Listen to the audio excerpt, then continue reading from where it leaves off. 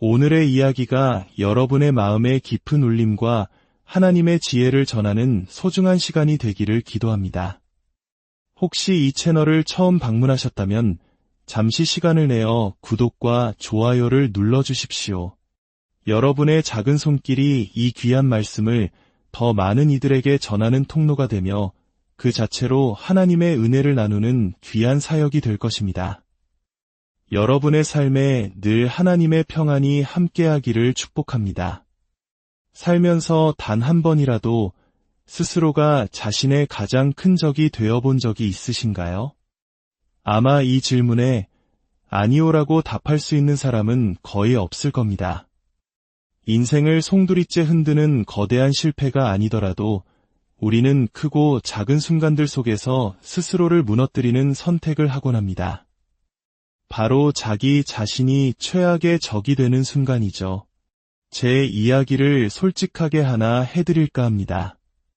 제 인생에서 제가 스스로의 가장 큰 적이었던 부끄러운 기억이 있습니다. 바로 대학교 1학년 첫 학기였습니다. 학기가 끝나고 성적표를 받았을 때 저는 학사경고라는 낯선 단어를 마주해야 했습니다. 그리고 다음 학기에는 상황이 더 나빠져 재적 위기 통보를 받게 되었습니다. 학교 성적은 다른 누구를 탓할 수도 없는 오롯이 자기 자신과의 싸움입니다. 맞습니다. 저는 완벽하게 저 자신의 적이 되어버린 것이죠. 하지만 이 기억이 뼈아프게 남아있는 이유는 단순히 성적 때문이 아닙니다. 그 이후에 벌어진 일 때문입니다. 어느 날 어머니께서 저를 부엌 식탁에 앉히셨습니다.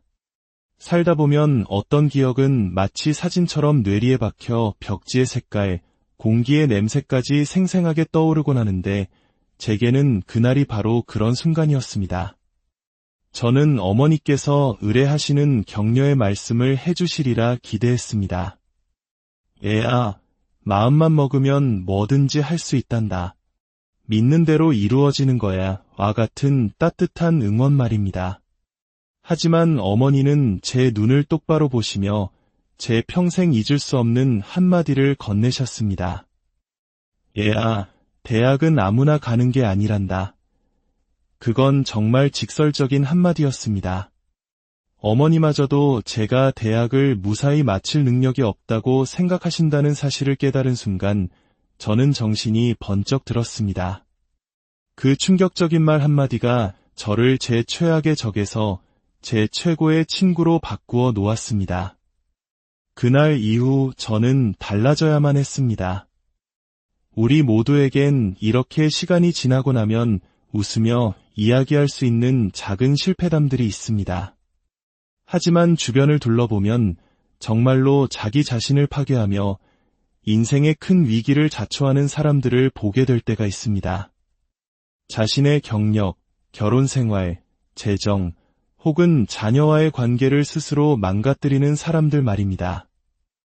한 발짝 떨어져서 그들의 삶이 서서히 무너져 내리는 것을 지켜보며 우리는 생각합니다. 왜 저렇게 스스로를 망치고 있을까? 나는 절대로 저렇게 되지는 않을 거야. 하지만 이것 하나만은 분명히 기억해야 합니다. 우리 모두에게는, 바로 저와 여러분 모두에게는 스스로의 가장 큰 적이 될 잠재력이 있다는 사실입니다. 제가 여러분을 개인적으로 알지는 못하지만 이것 하나는 확실히 압니다. 여러분은 여러분이 내렸던 모든 잘못된 결정의 100%, 그 현장에 모두 참여했다는 사실입니다. 사실상 우리는 우리 인생의 모든 잘못된 결정들을 기획한 총책임자였던 셈입니다. 이것이 왜 중요할까요? 단 하나의 잘못된 결정이 바로 자기 자신의 최악의 적이 되는 길의 첫걸음이기 때문입니다. 인생의 붕괴는 한순간에 일어나지 않습니다. 그것은 시간이 지나면서 서서히 풀려나가는 실타래와 같습니다. 우리가 지켜본 인생이 크게 무너진 사람들도 처음에는 아주 사소한 것, 단 하나의 단순한 결정에서부터 시작했습니다. 모든 나쁜 습관은 첫 번째 시도에서 시작되고 모든 잘못된 패턴은 첫 번째 선을 넘는 것에서 비롯됩니다. 그리고 모든 여정은 첫걸음으로 시작됩니다. 그렇기에 우리는 조심하지 않으면 언제든 스스로를 파괴하는 길로 들어설 수 있습니다. 그래서 오늘부터 3번에 걸쳐 우리가 자신의 최악의 적이 되지 않도록 막아줄 3가지 중요한 습관에 대해 이야기하고자 합니다. 우리의 20대, 30대 혹은 인생의 그 어떤 계절을 낭비하고 후회하게 만드는 돌이키고 싶은 과거를 만들지 않기 위한 예방책입니다. 예수님께서는 자신의 최악의 적이 되지 말라는 표현을 직접 사용하시지는 않았습니다. 하지만 그분의 가르침 속에는 이 원리가 분명하게 녹아 있습니다. 가장 유명한 비유 중 하나에서 예수님은 이렇게 말씀하셨습니다. 나의 이 말을 듣고 행하지 아니하는 자는 그 집을 모래 위에 지은 어리석은 사람 같으리니, 모래 위에 집을 짓는 사람. 그는 폭풍우가 몰아쳤을 때 부실한 기초 위에 집을 지은 자기 자신 외에는 아무도 탓할 수 없음을 깨닫게 됩니다. 이것이 바로 스스로 자신의 최악의 적이 된 사람의 모습입니다. 자, 우리가 자신의 최악의 적이 되는 것을 막기 위한 첫 번째 습관은 이것입니다. 내면의 긴장감을 주시하십시오. 거실에 혼자 계시더라도 저를 따라 함께 말해보면 좋겠습니다. 내면의 긴장감을 주시하십시오. 그렇습니다. 이것이 첫 번째 원칙입니다. 어떤 선택이나 제안, 기회 앞에서 조금이라도 망설임이 생기거나 마음속에 작은 긴장감이 느껴지거나 양심에 작은 울림이 있을 때 우리는 즉시 멈춰서서 그 긴장감에 주의를 기울여야 합니다. 스스로를 설득하려 하지 말고 그 소리에 귀를 기울이기 시작해야 합니다. 우리는 무언가를 간절히 원하게 될 때, 흥미로운 제안을 받았을 때, 혹은 우리의 욕망을 자극하는 사람을 만났을 때 즉시 자기 자신을 설득하기 시작합니다. 우리는 스스로에게 온갖 이유를 대며 그 선택을 정당화합니다. 흥미로운 것은 우리는 스스로에게 거짓말을 하고는 그 거짓말을 스스로 믿어버린다는 것입니다. 만약 실제 상점에서 판매원이 여러분에게 여러분이 스스로에게 하는 것과 똑같은 방식으로 물건을 팔려고 한다면 어떨까요? 아마 여러분은 불쾌해서 그 가게를 당장 나와버릴 겁니다. 고객님, 일단 사가시고 마음에 안 들면 그냥 기부하세요. 고객님, 이미 가지고 계신 것과 기능은 똑같지만 이게 더 최신 모델이잖아요. 네, 이건 명백히 잘못된 일입니다. 그러니까 아무에게도 말하지만 마세요. 더 깊이 들어가 볼까요? 물론 당신의 남편이 알게 되면 상처받고 화를 내겠죠. 하지만 당신 남편이 그걸 알아챌 만큼 똑똑하진 않잖아요. 만약 누군가 당신의 남편에 대해 이렇게 말한다면 얼마나 모욕적이겠습니까? 하지만 우리는 잘못된 생각을 합리화하기 위해 스스로에게 이런 말을 서슴지 않습니다. 우리가 스스로의 최악의 적이 되도록 만드는 나쁜 아이디어를 팔기 위해 스스로에게 하는 말들을 만약 다른 사람이 우리에게 했다면 우리는 엄청난 모욕감을 느낄 것입니다. 이것이 바로 우리가 스스로를 설득하려는 시도를 멈춰야 하는 이유입니다. 대신 우리는 내면의 긴장감을 주시해야 합니다. 스스로를 설득하기 시작하는 그 순간 잠시 멈추십시오. 어떤 것이 괜찮다고, 정당화될 수 있다고, 허용될 수 있다고 내면의 이야기를 만들어내기 시작하는 그 순간 잠시 멈추고 이렇게 자문해야 합니다. 아, 내가 지금 그걸 하고 있구나.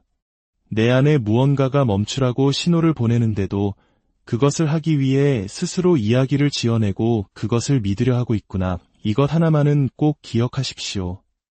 우리는 좋은 아이디어를 실행하기 위해 스스로를 힘들게 설득할 필요가 거의 없습니다. 올바르고 지혜롭고 신중한 일을 하는 데에는 자기 합리화가 필요하지 않습니다. 구약 성경, 즉 히브리 성경에는 이 원리를 놀랍도록 생생하게 보여주는 이야기가 하나 있습니다. 바로 이스라엘의 두 번째 왕이었던 다윗 왕의 이야기입니다.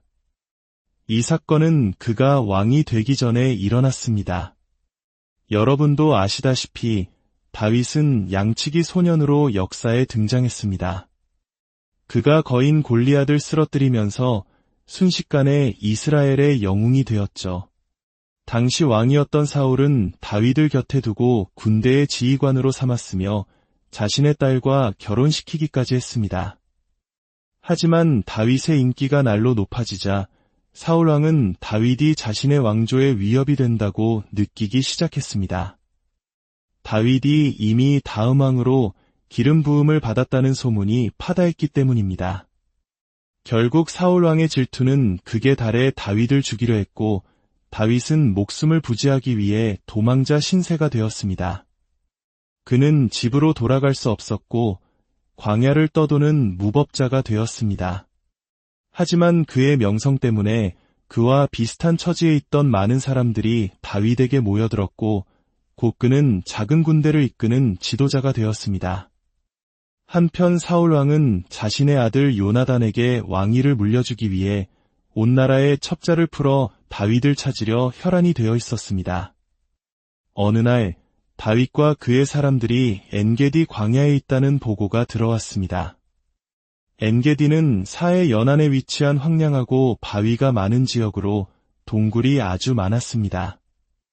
사울은 다윗을 잡기 위해 정예병 3,000명을 이끌고 엔게디로 향했습니다. 며칠간의 수색 끝에 사울의 군대는 양 우리가 있는 한 지역에 도착했습니다. 바로 그곳에 동굴이 하나 있었는데 사울은 용변을 보기 위해 혼자 그 동굴 안으로 들어갔습니다.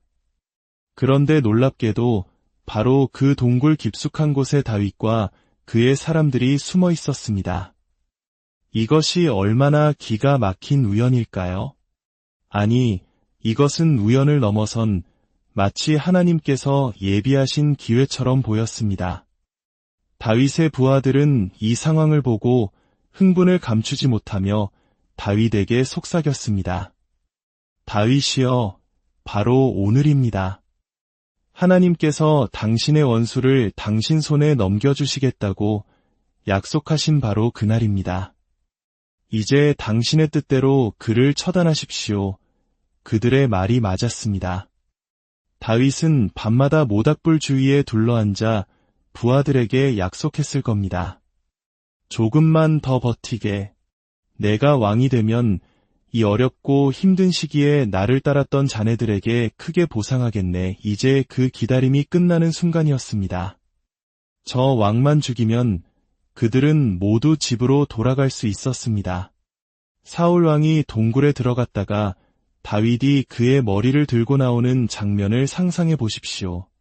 모든 군인들은 즉시 다윗을 새로운 왕으로 인정할 것입니다. 내전도 불필요한 피 흘림도 없이 평화롭게 왕위가 교체되는 완벽한 시나리오였습니다. 그 동굴 안의 아드레날린과 흥분은 상상조차 하기 어렵습니다. 다윗은 엄청난 압박감을 느꼈을 것입니다. 하지만 바로 그 순간 다윗은 다른 무언가를 느꼈습니다. 그의 마음속 깊은 곳에서 이 상황과는 전혀 어울리지 않는 설명할 수 없는 무거운 긴장감이 그를 짓눌렀습니다. 망설임이 느껴졌습니다. 이치에 맞지 않는 그 긴장감을 그는 처음엔 무시했습니다. 다윗은 칼을 뽑아 들고 조용히 사울 왕의 등 뒤로 다가갔습니다. 그러나 그에게 가까이 다가갈수록 마음속의 긴장감은 점점 더 커졌습니다.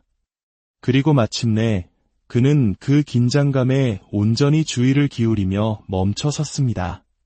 순간 그의 관점이 완전히 뒤바뀌었습니다. 잠깐, 내가 지금 무슨 짓을 하려는 거지? 나는 지금 이스라엘의 왕을 하나님께서 직접 기름 부어 세우신 분을 살해하려 하고 있다. 이것이 나의 유산이 될 것인가? 사람들이 나에 대해 부를 노래가 이것이란 말인가? 내 손주들에게 할아버지가 어떻게 왕이 되었는지 이야기해줄 때 화장실에 간 왕의 목을 베었단다라고 말해주고 싶은가? 성경은 다윗이 마음에 찔렸다고 기록합니다. 그는 그 비이성적인 긴장감, 자신의 양심의 소리에 귀를 기울였고 그것이 그를 자신의 최악의 적이 되는 것으로부터 구원했습니다.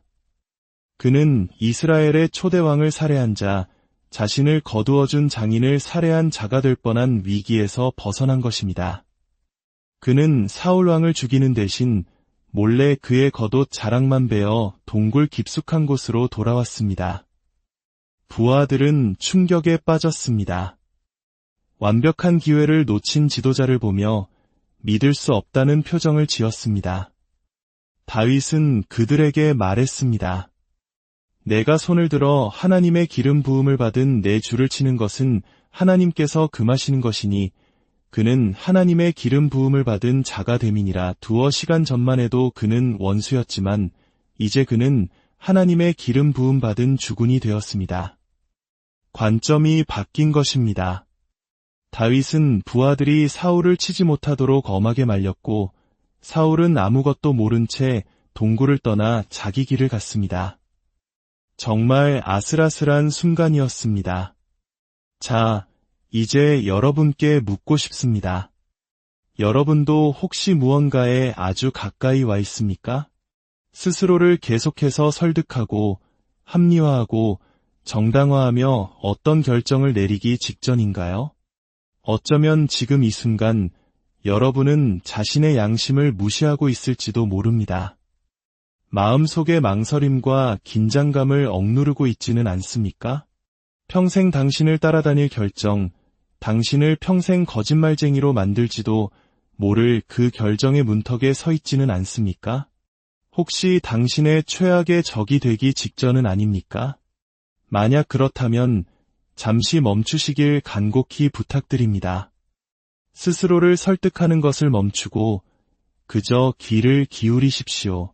당신 주변의 지혜로운 목소리에 그리고 어쩌면 당신 안에서 들려오는 그 조용하고 작은 목소리의 말입니다. 그 목소리는 당신을 사랑하시는 하나님의 속삭임일 수 있습니다. 당신이 스스로의 최악의 적이 되는 것을 막기 위해 하시는 하나님의 간절한 만류일 수 있습니다. 사울이 동굴을 나와 길을 떠나려 할 때 익숙한 목소리가 들려왔습니다. 그가 방금 나온 동굴 입구에 다윗이 서 있었습니다. 다윗은 왕에 대한 예의를 갖춰 몸을 깊이 숙여 절한 뒤 손에 들고 있던 사울의 옷자락을 들어 보였습니다. 그 순간 그 자리에 있던 모든 사람들은 누가 더 나은 사람인지, 누가 진정한 지도자의 품격을 가졌는지 알 수 있었습니다. 다윗은 연설 끝에 이렇게 말했습니다. 하나님께서 나와 왕 사이를 판단하사 내 손으로는 왕을 해하지 아니하겠나이다. 다윗은 내면의 그 작은 망설임, 양심의 울림에 귀를 기울였기 때문에 사울의 악한 행동을 자신의 악한 행동에 대한 변명으로 삼지 않기로 결정했습니다.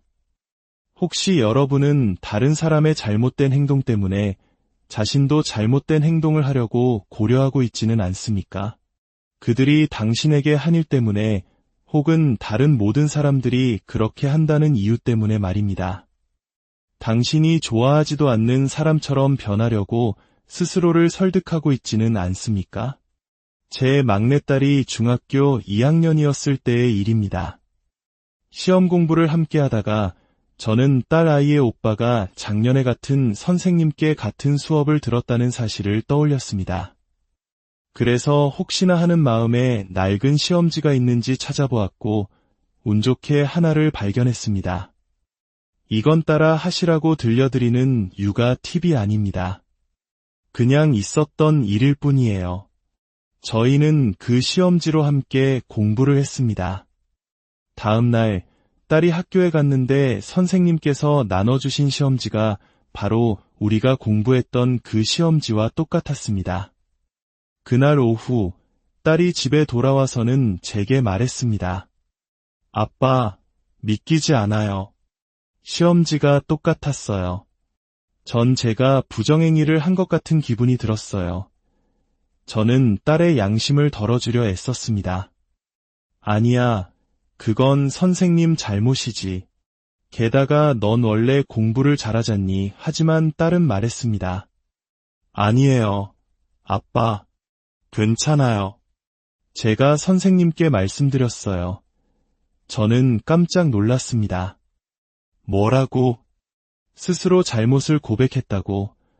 저는 당황해서 태도를 바꿔야만 했습니다. 오, 정말 잘했구나.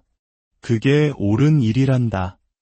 아빠는 내가 정말 자랑스럽다. 다행히 딸은 아무런 벌도 받지 않았습니다. 선생님께서 원래 다른 시험지를 준비하셨는데 그날 아침 복사기가 고장나서 어쩔 수 없이 예전 시험지를 사용하셨던 것입니다. 선생님은 오히려 딸의 정직함을 칭찬해 주셨습니다. 이야기는 어쩌면 귀엽게 들릴지 모릅니다. 하지만 이야기에는 중요한 교훈이 있습니다. 중학생 소녀조차도 내면의 긴장감을 느꼈습니다. 선생님께 말씀드려야 할까, 말아야 할까? 그리고 말하지 않는 것을 생각했을 때 더 큰 긴장감을 느꼈습니다. 그래서 딸은 아빠의 말을 따르는 대신 내면의 긴장감에 주의를 기울이기로 결정했습니다. 지금 여러분이 씨름하고 있는 그 긴장감은 수학 선생님께 낡은 시험지로 공부했다고 고백할지 말지 고민하는 것과 왕을 살해할지 말지 고민하는 것 사이에 어딘가에 있을 것입니다. 원리는 같습니다.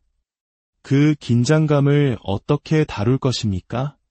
무언가 석연치 않은 점이 있다면 잠시 멈추십시오. 나는 그냥 양심이 너무 예민할 뿐이야 라고 스스로에게 말하고 있다면 잠시 멈추십시오.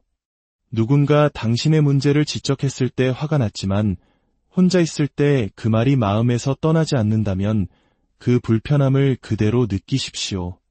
서둘러 지나치지 마십시오.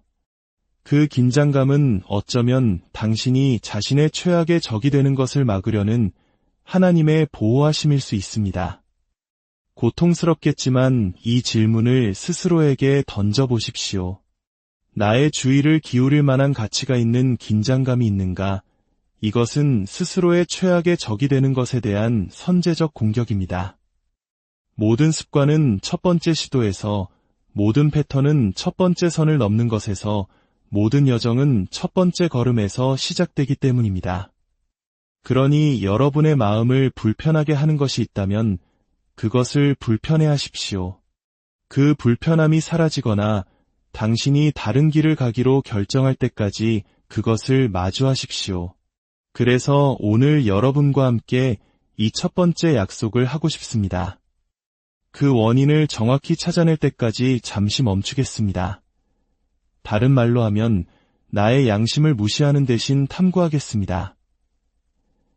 여러분의 주의를 기울일 만한 긴장감이 있습니까? 그렇다면 주의를 기울이십시오. 그것은 당신이 결코 후회하지 않을 결정이 될 것입니다. 오히려 더 적은 후회를 낳는 결정이 될 것입니다. 당신이 스스로의 최악의 적이 되지 않도록 보장해줄 결정입니다. 사랑하는 여러분, 여러분의 삶의 갈림길에서 하나님의 세미한 음성에 귀 기울이는 지혜를 갖게 되시기를 축복합니다. 세상의 소리보다, 내면의 욕망보다 하나님의 뜻을 분별하여 후회 없는 삶, 하나님 보시기에 아름다운 삶을 살아가시